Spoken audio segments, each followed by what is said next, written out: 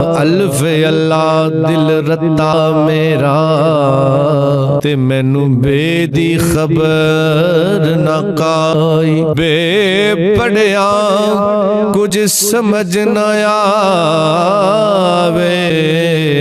ते अल्फ दी लज़्ज़त आई।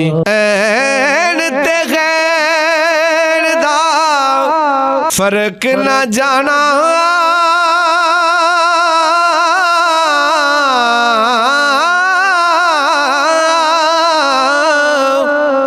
गल अलफ ने बुझाई।